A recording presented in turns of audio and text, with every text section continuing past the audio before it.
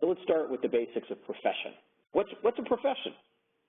You know, sometimes we refer to it as meaning a paid occupation.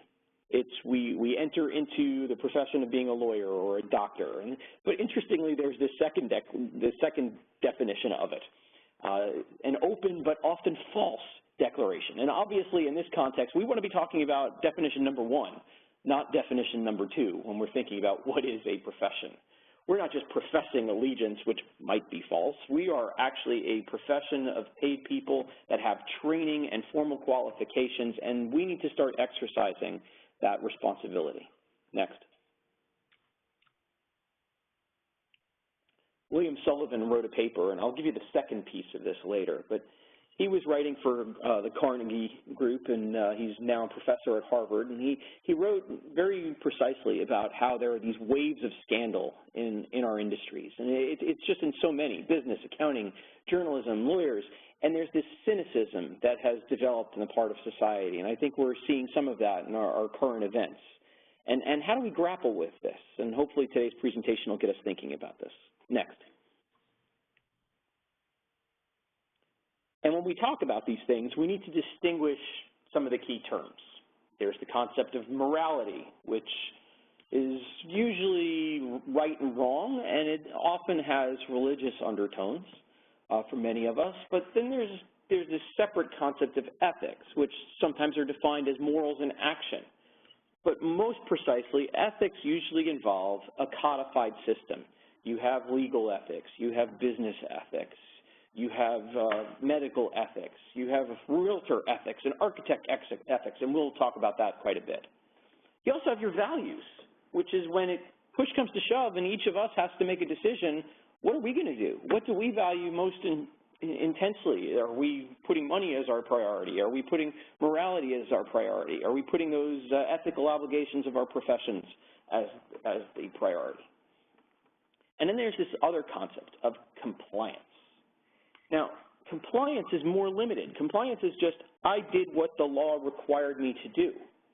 But when we think about ethics and compliance, we put those two words together because ethics usually involves something more that goes above and beyond the law. And all too often at too many climate change-related conferences, when I present these issues and I start talking about, well, what are we doing as a profession about sea level rise? The answer comes back, well, I'm doing what I have to do. I'm doing what the law requires me to do. And I push back on that. And one of the points I say is, that's not enough. Just because you're complying with the law doesn't necessarily mean that you are being ethical. Next. Well, let's talk about ethics. This is the first big part of today's discussion. So next slide. I mentioned that there are lots of professions out there. This is a small sampling of some of the ones that have actual professional codes. And I will be, in the next few slides, walking through these concepts of architects and attorneys and engineers and planners, realtors. And I realize there's so many more, and accountants are out there. They're a good part of this dialogue. Financial professionals should be part of this dialogue. It almost doesn't matter, because what you'll see is there are some themes in all of these ethical codes. Next. Generally, these codes have rules that explain to what extent they're mandatory and to what extent they're not. The architects, for example, have a set of codes where they separate their canons from their ethical standards, and then they have specific things called rules that they highlight in red that are actually mandatory. Next.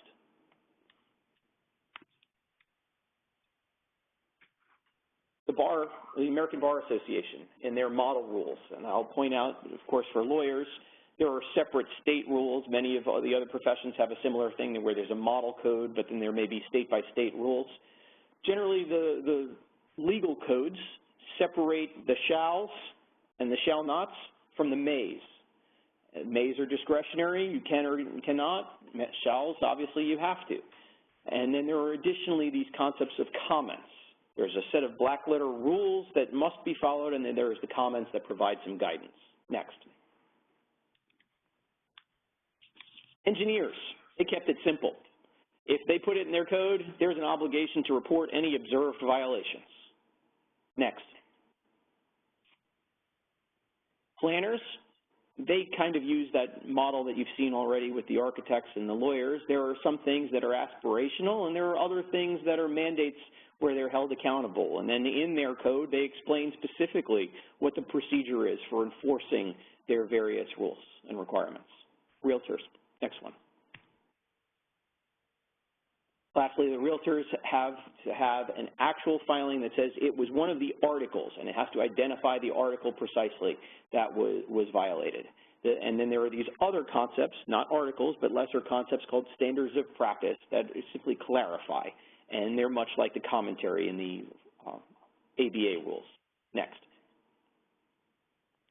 So what you see repeatedly in the standard codes is these concepts and these distinct concepts of a mandate versus an aspiration. You see there's a relationship to your license. Some of these things can lead to you actually losing your professional license and being disciplined.